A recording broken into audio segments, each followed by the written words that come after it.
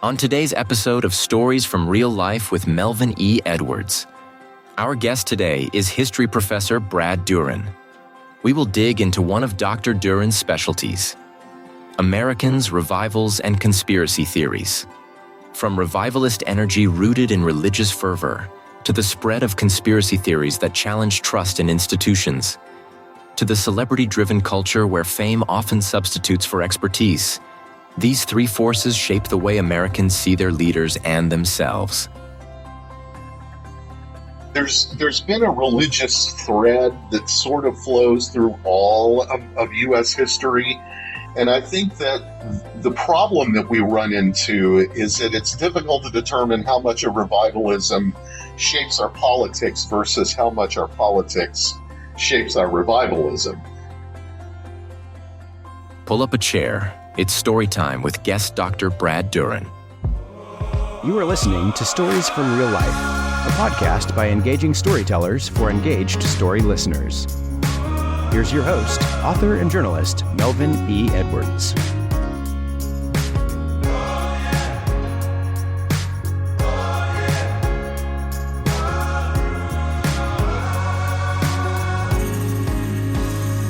Hello again, and welcome to another episode of Stories from Real Life. I'm your host, Melvin E. Edwards. Thank you for joining me for the podcast where personal stories can have a global impact. As you heard in the intro, my guest today is Dr. Brad Duren, an Oklahoma history professor whose specialty is religion and popular culture. Dr. Duren, welcome to the show today. Thank you, Melvin. I'm very pleased to be here today. So our topic today, we're going to talk about politics in America. So politics in America isn't just about parties and policies. It's about passion, spectacle, and belief. Revivalist energy, conspiracy thinking, and celebrity worship have merged into a new type of trinity shaping our political culture. In this episode, we ask, how did we get here? And what does it mean for the future of democracy? So before we get into that heavy topic, I want to ask you sort of a lighthearted question off the bat. Okay. If American politics were a TV show, would it be a revival tent meeting, a true crime conspiracy documentary, or a celebrity reality series? Ooh, those are my three choices, huh?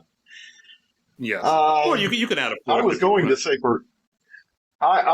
to say professional wrestling, because I think that to me is, considering the fact that we do have a president of the United States who is in the WWE Hall of Fame, and has certainly taken a lot of cues from the professional wrestling world as far as the way that he carries out, if we want to call it political discussion. I think that's a pretty good assessment of it.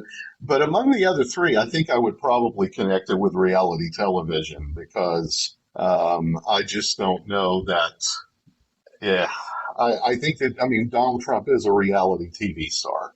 So, and in fact, many of the people who voted for him, I think, kind of bought into the image that we saw on The Apprentice. And so I think combine professional wrestling and reality TV, I think that's a pretty safe combination. And it's a very American combination because it is all about the entertainment. All right. So now the serious part. So how has religious revivalism historically shaped American politics? And how does that legacy carry into the 21st century? Well, I once had a history professor in graduate school when I was at Oklahoma State University, the late, great Dr. Ronald Petrin, who often would say that U.S. history could be viewed as a series of religious revivals. If you look throughout our history, there have been periods of intense religious expression, going back, of course, to the First Great Awakening, leading up to the American Revolution, followed by the Second Great Awakening in the early 19th century that carried on into the 1830s and 40s, and in many ways paved a lot of the issues that led to the American Civil War, as well as reform movements and the anti-slavery movement and the temperance movement and all of that. And then there have been some that have argued that since that time we've seen additional revivals. In the late 19th century, the rise of fundamentalism in response to the social gospel and Darwinism, And then also in the 20th century, we've seen peaks and valleys here and there. In the 1920s, the rise of evangelists like Billy Sunday, Amy Semple McPherson, with the Angelus Temple becoming a celebrity preacher, both of them, Sunday and McPherson, becoming celebrity preachers. And then, of course, since then, you can point to even the Jesus movement of the 1960s, coming out of the 60s counterculture, which of course then paves the way for the resurgence in thinking related to the end times. Hal Lindsey's late great Planet Earth, which was one of the biggest, books of the early 1970s, the election of a born-again president in Jimmy Carter in 1976. And then, of course, the moral majority, the Reagan Revolution. There's been a religious thread that sort of flows through all of U.S. history. And I think that the problem that we run into is that it's difficult to determine how much of revivalism shapes our politics versus how much our politics shapes our revivalism. Meaning that, each revival is very much a reflection of the time in which it happens. It is driven by social aspects, cultural aspects, political aspects as well, that really give each revival, and I'm using the term revival very loosely here, and I mean, we can kind of nail that down as we go along, but it's very much, each of them are very much a product of their time and place. And so seeing which is the most influential and what is influencing most is sometimes difficult to do. All right. So in what ways do modern political movements borrow language, rituals, and structures from religious revival traditions? Well, first off, I think that modern political movements can't help but borrow from religious revival traditions, as these traditions are very much a part of American culture. They're threads within our social, our intellectual, our popular culture, going back to the colonial period. I mean, from the Puritans, of course, and the influence in Puritan New England, all the way through that influence with the First Great Awakening, and then so forth. I think there are certain themes that kind of stick out with each of these religious movements, and they go back to the nation's founding. One of them is a sense of mission. When you go back and you look especially at the Puritans, the John Winthrop sermon, The City Upon a Hill, that we are going to be an example to the rest of the world, because, the Puritans truly believed that they were setting up a new kind of society that would pave the way for, in a sense, a revival of religious fervor throughout Europe and potentially to the ends of the earth. They planned events with expectations of an emotional experience as you go through the revivals. The First Great Awakening was much more traditional in the sense that it was built upon a Calvinistic worldview primarily, with the Puritans being good, English Calvinists. Revivalists like George Whitefield, Jonathan Edwards, they did kind of arouse emotional responses among their crowds, but the emotion was not the focus. It was a recognition of where they were rather than an acceptance or what you would see in the Second Great Awakening, where you move to more of this idea away from Calvinism. I don't want to use too many isms here, but I mean, you do have this the shift from Calvinism in the First Great Awakening to Arminianism in the Second Great Awakening, which is more of it is up to you as an individual to choose Christ as your Savior, to choose to follow God, and it's not necessarily found within traditional religious institutions. There was much more of an emphasis on the individual experience. And you have revivalists like Charles Finney, who actually write about methodologies to actually elicit religious responses. And it's very, very American in that sense. Here's a how-to book. It's like a revivalism for idiots, I guess you would say. Here's how you do it. And so you can assure that you're going to get an audience to respond to you. And the emphasis shifted away more from a recognition of where you were in the universe and where you were in God's plan to here is God's plan. God's plan is for you. And God's plan is individual, which again, that's where that revivalism and culture thing comes in, because we are a nation built upon enlightenment principles of individual rights and individual freedom, and they tend to find their way into our religious expression.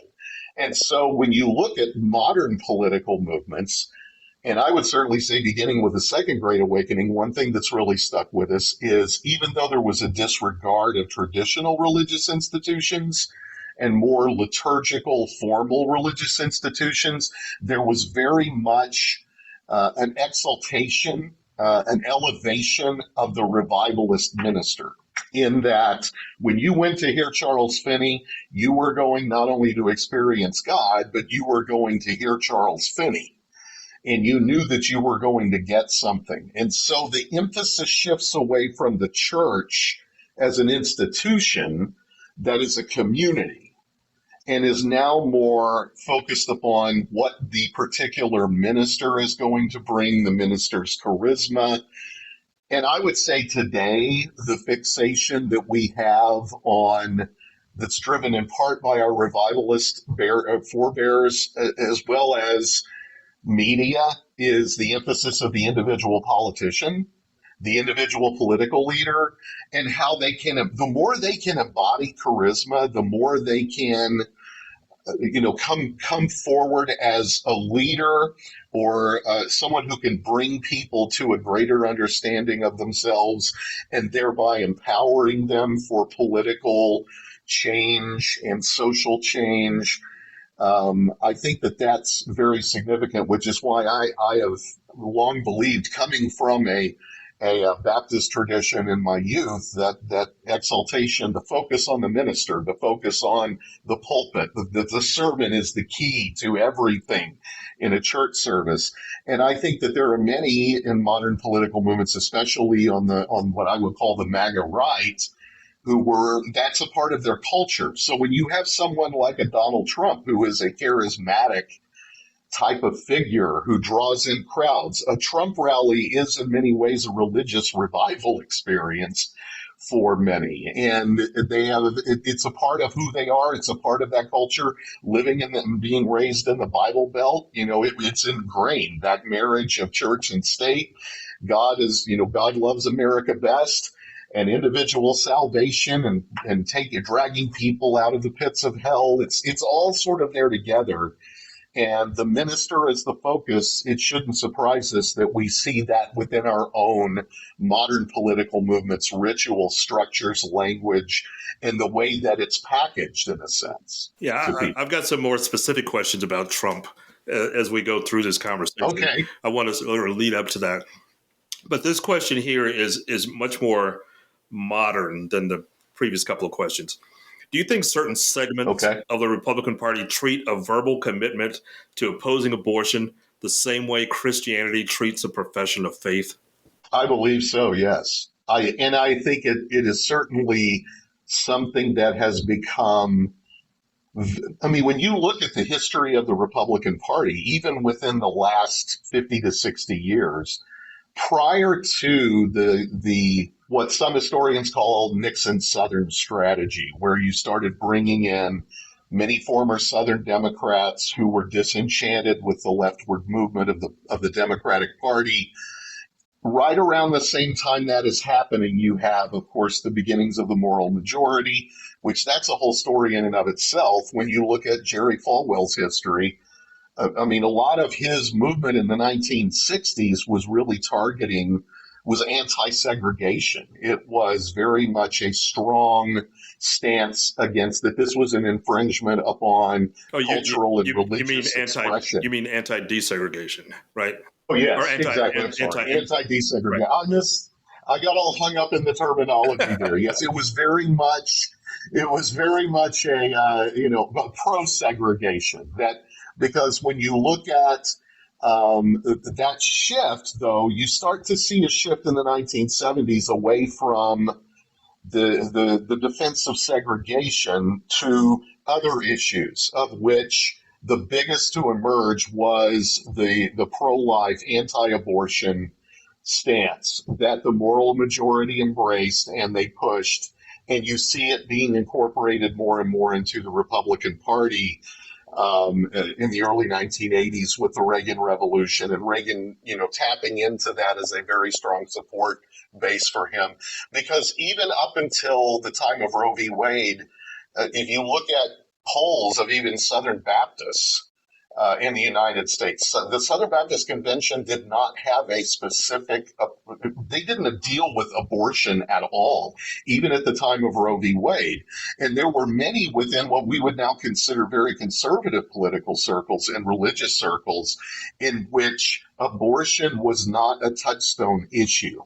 But it became that in the 1980s, probably became one of the, I guess you would say, the sacraments of the religious right, and the way that it's you cannot be pro-choice in the eyes of many now and be a Republican. You just can't do it. Now, are there pro-choice Republicans? Yes, there are, but they are not at the forefront of the party. They are not the ones you're going to see on the evening news or on the talk shows or on the podcasts.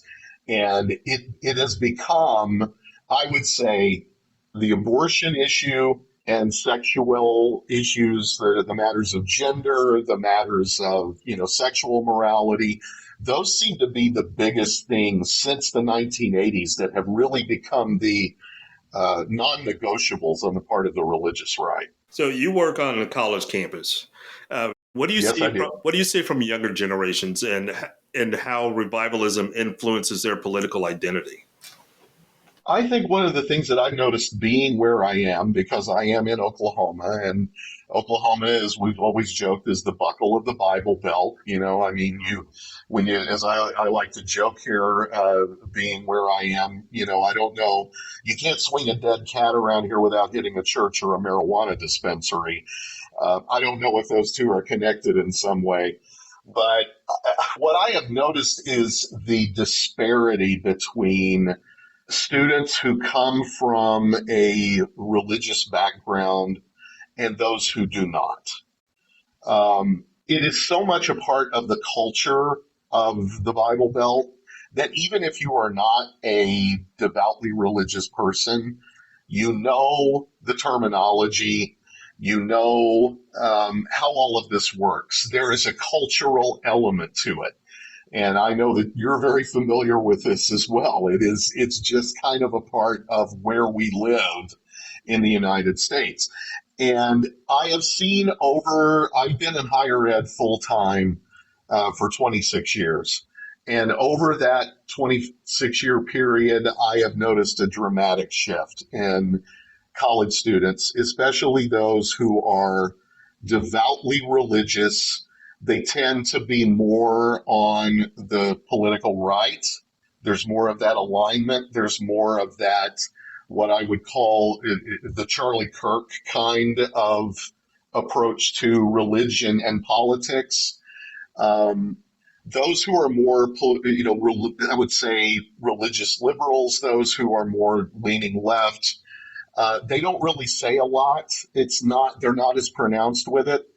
One thing I will say, though, as far as politics go and religious revivalism and religion as a whole among college students that I encounter is a desire for community. That is something that has never left, and it defies categorization, be it religious or secular or whatever. Everyone is looking for a place where they feel like they belong. And that is very much a part of the human condition, seeking out a place where you fit, seeking out those people that you have something in common with, something you can share, something you can go through life with someone who has a similar belief system, a similar background than you. And of course, the rise of social media has changed the nature of what community looks like. There's still a sense of tremendous isolation, even if you're a part of social media groups.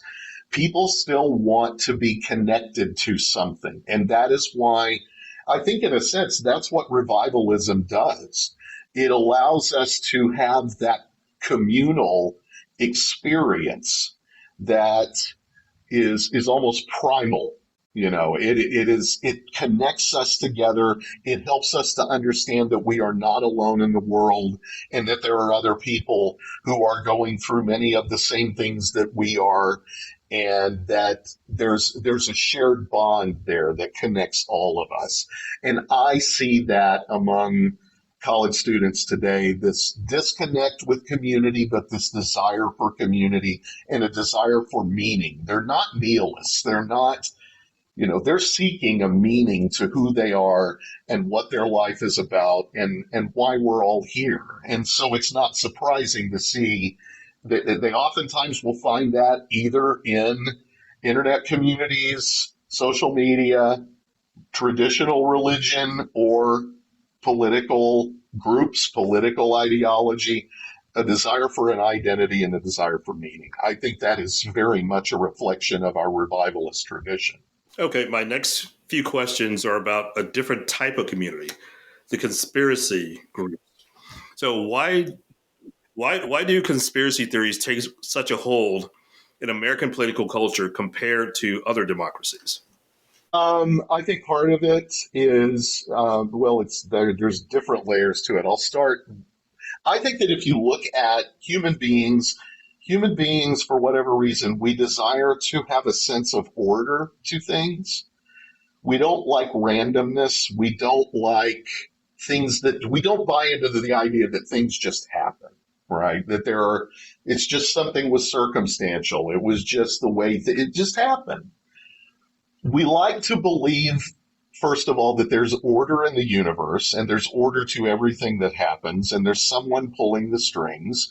I think as we have lost the religious angle within our culture, where there was an explanation for why things happen, even if it wasn't fully satisfactory to us intellectually, there was at least it's God's will, or this is just God's plan, and God is mysterious, but we know that God is in control.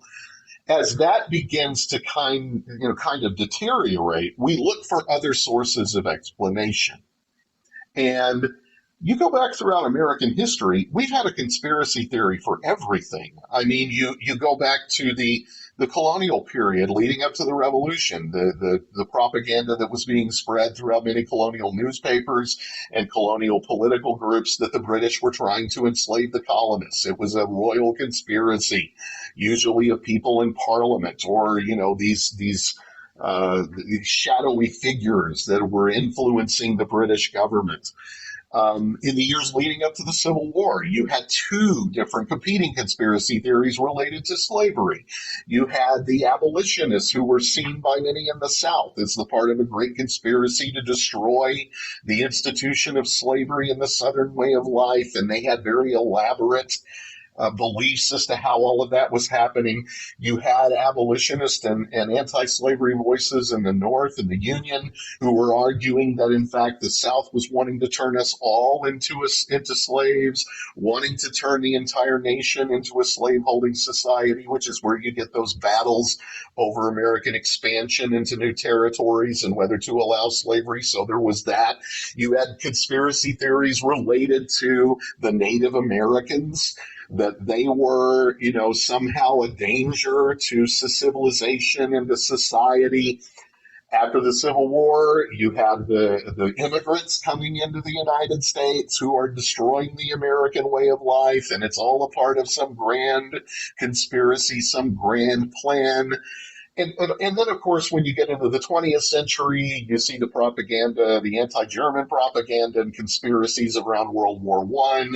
You see the conspiracies with something called the Nye Committee, which was formed by Congress to investigate America's entry into World War I. This was done during the Depression when this committee came together, and they came up with this statement that there was a conspiracy between American industrialists and the Wilson administration to bring the United States into the war for the purpose of war profiteering.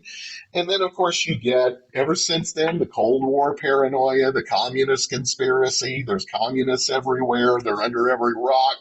They're in every institution. That's why even to this day, in higher ed institutions in the state of Oklahoma, you still have to sign a loyalty oath to the Constitution before you will be hired. You have to put your John Hancock on it to say, I am, in fact, I swear to uphold the Constitution. I am. And that came from, the second Red Scare era, the coming out of World War II in the late 40s and 1950s with McCarthyism and the House Un-American Activities Committee.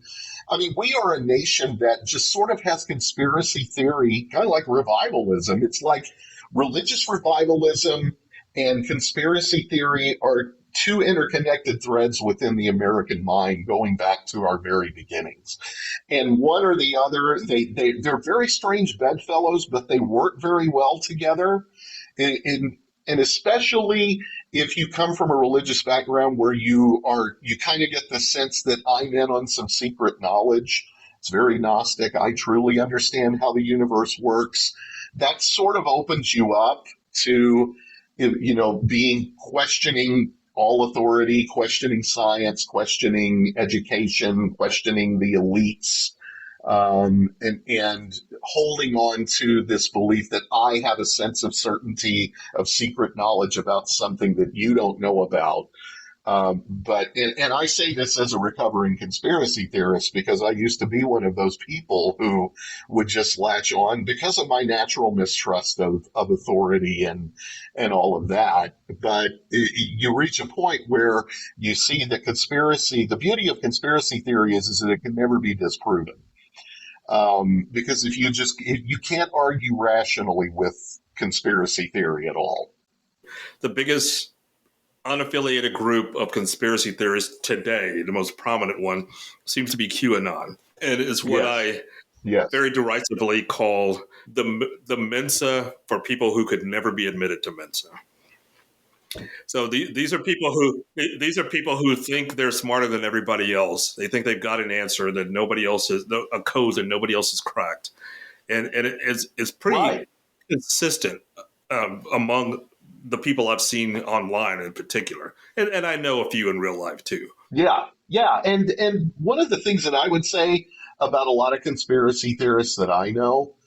These are people that I think are very intuitive people. They like puzzles. They like to try to figure things out, but they don't have any real point of reference on how to do that. And so it's just, you can find A happens over here and then B happens over here, but there's all of this gap between these two events or these two happenings, but you find the way to connect the two. Which the beauty of that is if you counteract that, it's not a rational argument. So if you try to argue rationally with it, you become a part of the conspiracy. You've been duped. You have been, so it always allows for the conspiracy theorists to maintain their belief in the conspiracy because there's no way any attempt to counteract it is a part of the conspiracy. So and any evidence that speaks against it is obviously planted and is obviously false. So it's a never-ending circle. It's like a gerbil on a treadmill. All right, one more question about conspiracies. Can conspiracy theories ever serve a positive role, such as questioning power or sparking reform, or are they just inherently destabilizing? I think there's a difference between conspiracy theory and healthy suspicion or healthy questioning of things. The big difference I see is that conspiracy theory never really, it never gets anywhere. There's always a new conspiracy. It's as if you try to deal with one or one falls out of favor, then you just shift it to another conspiracy. Whereas a healthy suspicion of things, you're seeking answers. And you believe, at least a healthy suspiciousness, does believe that there is reality out here somewhere. There is something that happened, and we can try to understand it as best we can. A conspiracy, though, let's be honest, there have been conspiracies throughout history, including American history. It's just the one we know about them. I mean, we find out about them. We know there was a conspiracy to have Lincoln assassinated. The evidence supports it. But a lot of modern conspiracy theories, though, do not rest on evidence. Evidence is seen as a distraction from what's really happening. And when you reach that point where you can't believe anything unless it supports your worldview, which, sad to say, that type of thinking has really spilled into our discourse politically and everything else today. So I'm kind of taking your question and saying maybe, but I really would question whether conspiracy theory, conspiracy theory is like healthy suspicion heresy. It's like it's taking something to such a degree that it really doesn't achieve anything in the end, I'm afraid. Okay, so now we're going to talk about celebrity culture, which is another sort of part of this trinity that we opened talking about. How has celebrity culture blurred the lines between entertainment and politics, especially in the United States? Well, not to sound too postmodern, because I know that's a dangerous track to go down. But one thing that I remember in studying postmodernism and poststructuralism is that one of the things about those type of analysis of what is happening in the world is that the center doesn't hold anymore, that everything kind of implodes in on itself. And I think back, for example, to the proliferation. I guess we could go all the way back to radio, but I'm going to just start with television. Television really changed us as a society and as a culture back in the 1950s when proliferation of television came along. But what really hit us was beginning in 1979 when we got 24-hour news. You get CNN, it comes on the air, and before that, if you got your news, you were either reading a daily newspaper, maybe a twice daily newspaper, or you would watch the evening news, and your local and your national, and that was 30 minutes, 35 minutes, 40 minutes a day. And so it was very spread out. It wasn't a continuous flow of information. And then cable TV expands. And one of the first ones that I started thinking about is I think back to when the Gulf War happened and how CNN was covering the Gulf War. And it was almost like a television show. Whenever they would come in at night and do updates, when you had the CNN analysts hiding under the desks in Baghdad, and we're going to go live now, and you hear this music, and they've got all these graphics and all of that, and I'm like, okay, I wondered even at that time, are we watching coverage of a military operation or are we watching a television show? Because each time you would then see the next update, it was like you get the flashback, like when you're watching a show on, even today, like on Hulu, you get that, the series recap or whatever, and then they would start it up. That kind of signaled a big change to me. Where I really saw the big difference, though, that I think it took off like crazy was with the O.J. Simpson trial.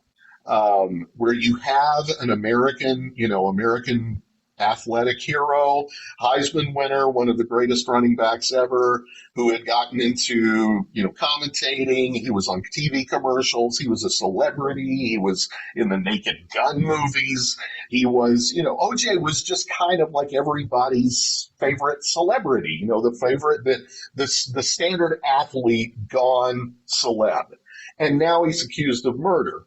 And I remember sitting there watching the NBA Finals with the Houston Rockets, and we're watching it, and then too. We have the Broncos. Oh yeah, you being the good Houston guy you are, I'm sure you were.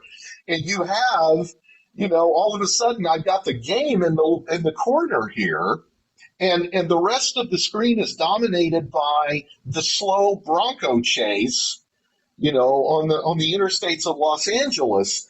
And then the trial happens, and the trial becomes, I remember I was in grad school when the trial happened, and I remember our professor asking us in one of my sociology seminars, he said, is the O.J. Simpson trial a criminal trial, or is it good television? And the answer was both. And so now we have in place, it's entertainment, but it's a criminal trial. But it's set up like it includes entertainers. People are playing for the cameras, all of that. And then, it takes off from there. And then once we get the internet, you get social media, all bets are off. I mean, it turns into, the old statement that a celebrity is someone who's famous for being famous. Now we don't have celebrities, we have influencers. And I ask my students all the time, can someone define that term for me? What is an influencer? You influence something. What exactly does that mean? And it's now, used to it was like, I've got to get on TV, I've got to become a star, I've got to become an athlete, I've got to get in the celebrity spotlight. Now all I need is a good smartphone and a YouTube channel or a TikTok feed, and I become this person. And what has happened is certainly over the course of time, each one of those changes, the implosion of entertainment and information and news and politics and criminal trials and everything else, it's all imploded, and it has turned into, you see politicians playing to it. Because where are the people really viewing now? Are they watching cable TV? Probably not. What are they doing? They're on TikTok. They're on Facebook. They're on YouTube. And so you have to tailor that message. And, to kind of, the ghost of Marshall McLuhan is lurking here, the medium becomes the message. It's about who's the most entertaining. As I've asked students before, do you think that a guy like Abraham Lincoln could get elected today? Look at him. He was, over 6 feet tall, thin as a rail, and had a very high, from all accounts, high kind of squeaky Midwestern dialect. The guy never would have gotten elected. And yet, why did Donald Trump get elected? Donald Trump was a celebrity. Growing up as a teenager in the 1980s, I remember Donald Trump from the 1980s. And the perception of those of us who remember Trump from way before The Apprentice, remember when he was one of the owners of the USFL's New Jersey Generals, and, he was always showing up in the tabloids. Our perceptions tend to be very different of Donald Trump. But Donald Trump, it was the celebrity Donald Trump that captured the imagination of the American public. And that was the guy, that celebrity, that character that he played on The Apprentice is what got him elected in 2016, and has kept him in the spotlight ever since. And he has never stopped playing that character. He is truly the celebrity in chief. That was going to be my next question. Is Donald Trump the perfect storm of reality TV, conspiracy, carnival barker, and religious revival? Yes, absolutely. And I think all you have to do is look at any time he has a group of religious leaders around him. Whenever you have Paula White Kane and some of these other advisors gathering in the Oval Office and laying hands on him and praying for him, even the Charlie Kirk Memorial, which was, I look at Erica Kirk and what she's gone through and the way that she presented this message of forgiveness, but then it was surrounded by pyrotechnics and some of these, Trump giving one of his "What Did I Just Hear" speeches, Charlie Kirk's pastor, starting the whole evening off with one of the best exemplifications of white Christian nationalism I've ever heard in my life. And then, Trump talking and all of these other voices. And then, of course, I'm not even going to mention our good friend Stephen. Stephen Miller, the American. Yes. Yeah, Stephen Miller, the American. What it looks like to me is if Joseph Goebbels were turned into a Muppet and washed on hot, he would be Stephen Miller. This guy really, really wants to be important and significant. And I think that, and I hate to say that because, a person lost his life here, whatever you think of his views, but that was a spectacle that I think kind of showed all of the elements that we've been talking about here. The religious revival aspect, the celebrity aspect, the political aspect, the showmanship, the conspiracy. I mean, all of it. That we are being, we as Christians are being persecuted. There's a war on us. There is these nefarious groups out here are trying to destroy our way of life. It's textbook conspiracy theory interwoven within all of that. I think you are correct. I think that's a good term for it. It is the perfect storm. Well, my next two questions are pretty specific. So I want to keep your answer very, very narrow on these two. So is it now possible? You mentioned white nationalism with the Kirk Memorial, his pastor. Is it now impossible to untie Republican politics from white evangelicalism? I don't think the Republican Party, as we have known it, is ever going to come back. And I am not a prophet, so I'm not going to hold to that. But on the one hand, I would say anything that is going to resemble the Republican Party going forward it's going to be very difficult to maintain it because of the impact that the MAGA movement has had on the Republican Party. I think that if there is a move forward, there's going to be a split. At the same time, though, you can look back and see the Democratic Party, which forever was the party of slavery and segregation, then shifted and became the exact opposite of that, sort of the moving way to the left. And they kind of redesigned themselves and had to moderate. Their biggest successes for the presidency have been moderates with Jimmy Carter and Bill Clinton. So I think it's possible. I mean, the Democrats did it, although one could question just really how much of the Democratic Party is left right now. I really think we're looking at two parties that maybe in this new age of implosion are going to have to figure out new ways to distinguish themselves. And because our attention span is so short, I don't know how easy that's going to be. I think it's going to be a challenge, though, for the Republicans to move forward because the current Republican Party has definitely hitched its wagon to Trump. And if it's going to move forward without alienating that base, I don't know. I wouldn't want to be the ones in the rooms making those decisions. That's all I'm going to say. Okay. So this is strictly an opinion. Why are there such huge political differences between white evangelicals and black evangelicals? I think it goes back to the experience. And this is where religion and religious expression has as much to do with personal experience and perspective as anything else. And the experience of the black church in the United States, particularly, I mean, when you look at more traditional groups like the AMEs, the African Methodist Episcopal Church, or, African American Baptist churches and congregations, these were the outgrowth, the religious expression of people who were marginalized, were sidelined. They were not allowed their identity was in many ways forced upon them where they fit within the fabric of the American society. And so that experience, I think, that informs the religious understanding and the religious expression. I would say that African Americans know an oppressor when they see one. They know a slave master when they see one. They know a charlatan, a liar, when they see one. And I just think that is probably one of the biggest differences.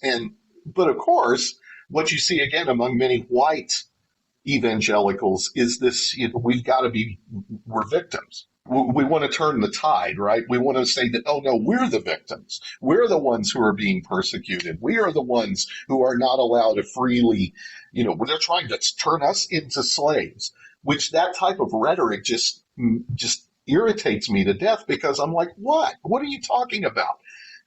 Where is even the basis in any form of reality to make such a statement that you are somehow a slave, that you don't have rights, that somehow you are losing power? I find it's this really strange mix of ideas that many of them do not align with one another, and it doesn't make any sense to me. And but I think that it goes back to the fact that I don't think those two are ever going to really meet, because many of African Americans I know who are MAGA and are kind of a part of that world, they are not participants in an African American religious congregation. They have tended to join predominantly white churches, mega churches, things of that nature, and they've sort of just kind of embraced or been brought into the culture where race is, hey, we're colorblind. Race is no longer an issue. We put that all behind us. But that gets into a whole discussion that we don't have time for, about the difference between someone being individually racist versus there being systems of race. Yes, absolutely. And that's something that a lot of people don't want to talk about. Yeah, and the sort of unspoken agreement is we won't bring up your race if you don't talk about race. So that's we'll have to talk about that some other time. But you mentioned AME Church. Oh yeah, there's a lot to talk about. Yes, in my own family, my own historical family, not just my family of birth or my current family. My mother's side of the family sort of grew up in the AME Church, so I attended those churches growing up. My dad's grandfather, my great-great-grandfather, was one of the founders of the Pentecostal movement in Houston, so the Azusa Street type of crusades in Houston. Okay. So I understand that revivalism and the marginalization of the AME Church.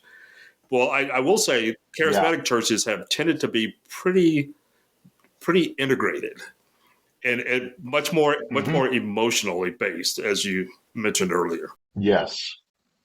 And that has been true certainly over the last half century. And I think part of that too, also, that was a big part of the Jesus movement, was that has had a very dramatic influence, for better for worse, on evangelicalism in America. It is that kind of bringing that we're all together, we are all God's children, we are all in need of the same Savior, and that's how I was raised, even in my Baptist upbringing. My experience always was that I never understood racism. I never understood any of that, because I'm like, as I ask students, if you cut me and you cut someone else in the room who is of a different ethnicity or different race, you'll notice the blood is red. We're the same. We're human beings. And even if we have different experiences and different perceptions, that's fine. That's what makes us interesting. I wouldn't want to live in a world where everybody was like me. I like that. That's what, to me, I don't ever want us as a country to lose, is that mosaic of what makes us so unique and so different and so American in a sense.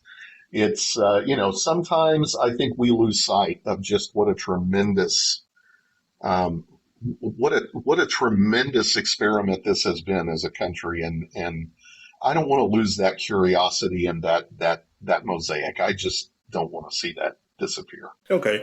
I just have a couple questions left before we wind up this conversation.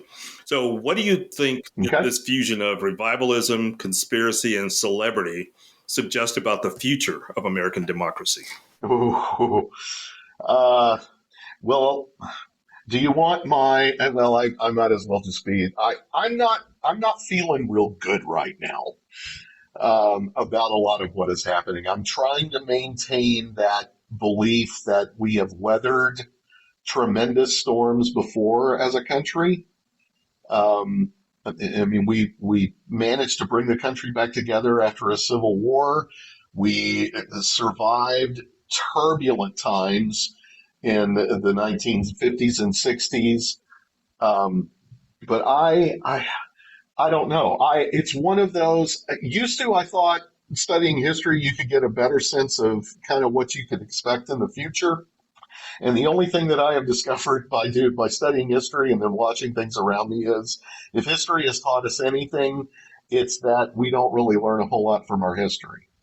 And when you interject the continued growth of social media and its influence, and now, algorithmic type of culture where everything that we see can be tailored to our preferences, the continuing growth of AI, as I was discussing with one of my colleagues the other day, as a Gen Xer growing up, AI was the stuff of bad things that happened on Star Trek.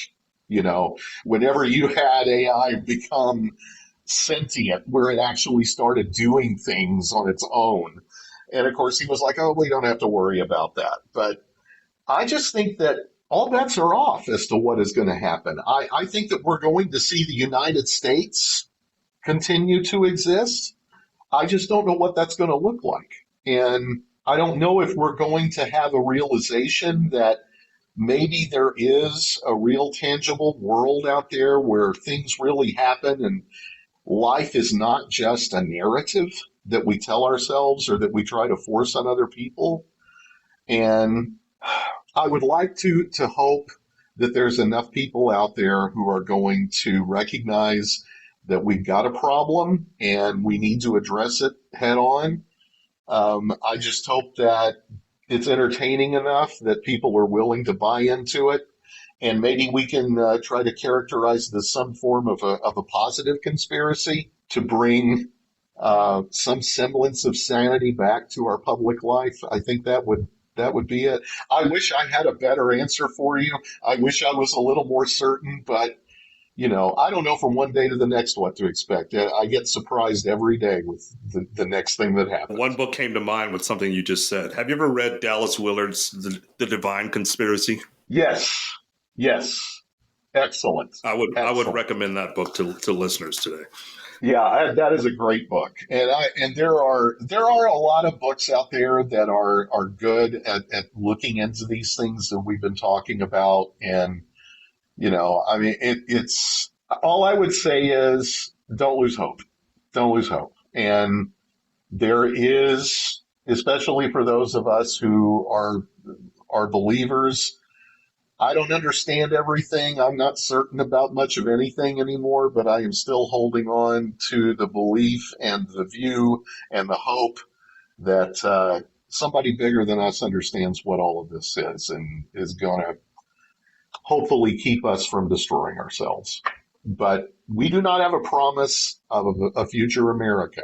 That's one of the dangers of wrapping the Bible in the flag. It's a very dangerous thing to do. Where is your faith? Where is your trust? Because it cannot be intangible things. And that's a good. Some can call that hokey and pie in the sky, but that's where I'm at. Well, that's a good segue to my next question and my next to last question. Do you think we need another religious awakening or another enlightenment? I think we need a religious enlightenment. And what I mean by that is, I think that the Enlightenment, certainly the consequences there's a lot of benefits to the Enlightenment. There are a lot of consequences to the Enlightenment. And one of those being that we just kind of shifted our arrogance from thinking we could decipher everything through our religious beliefs to now we can decipher everything through science or through reason or through logic.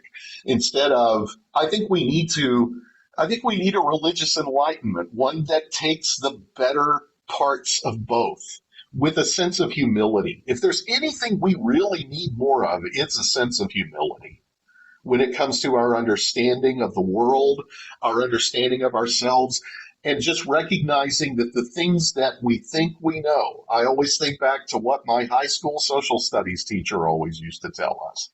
The more you know something, the less you know for sure. And I think that we need the enthusiasm and the openness to experience that comes with religious revivalism, while also a recognition of the marvel and the majesty and the complexity that is human beings, the world, the universe, and trying to understand what that means and how we fit within it. And I think that we need a merging of the two. I don't know that that's possible, but I would love for that. If we could get a religious enlightenment, I think that it would be great. But we got to start with humility, and that is not something that comes naturally to human beings, and certainly not to Americans. Absolutely.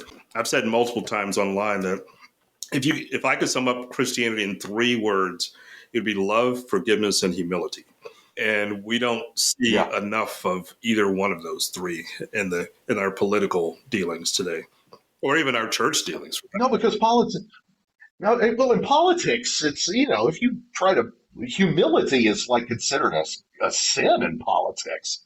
You got to. I mean, ever since well, you go back to Andrew Jackson certainly, but ever since William Jennings Bryan started going out and campaigning for himself on the presidency, now humility is almost seen as a sign of weakness. And that's unfortunate. But it's also, you're right, it has infected churches. It has infected religious expression too. How you don't dare say you don't know something or you're not sure of something, because that's waffling or that's a lack of faith or something else. And I'm like, no, that's humility. God is God and we're not. I mean, why can't we not just come to that understanding that there's mysteries in the universe and it's okay to say I don't know? All right. So my last question today is one that I ask all of my guests. Is there one piece of advice you'd like to leave with the listeners today on any subject? I would say, first off, know your history, and recognize what history is. The study of history is not the study of the past or just about a bunch of dead people or names and dates that you memorize. The study of history is about understanding how we got here. And it is about understanding that perspectives are different from different people, and understanding and bringing those perspectives and perceptions and experiences together is what makes history so fascinating and so valuable for us. There is no one sense of history. It is all of us experiencing it through our individual selves, through our communities, through our families, through our histories, through our, ethnicities, nationalities, race, backgrounds, everything. Those experiences, sharing those experiences and understanding those experiences is what makes history so incredibly wonderful and important. And it gives us, I think, an opportunity to have the difficult discussions that we need to have as a country. So be open to history and studying it and recognizing that it's a heck of a lot more enlightening and fun than maybe it seemed to be in high school for some of us. Well, that's a good way to wind up the episode today. So our guest today has been college history professor, Dr. Brad Duren. Brad, thank you so much for being here today. I really appreciate it. Thank you so much for having me, and I hope we get to do this again. That sounds good. So please go to my website at podcastreallife.com for more information about my guest and the things we discussed today. That's it for today's episode of Stories from Real Life. Join us again next time for another chance to learn from each other. Until then, don't forget to shine your light wherever you go. Thank you for tuning in to this episode of Stories from Real Life. Don't forget to subscribe and share. Let's meet right here every Tuesday and Friday. See you then.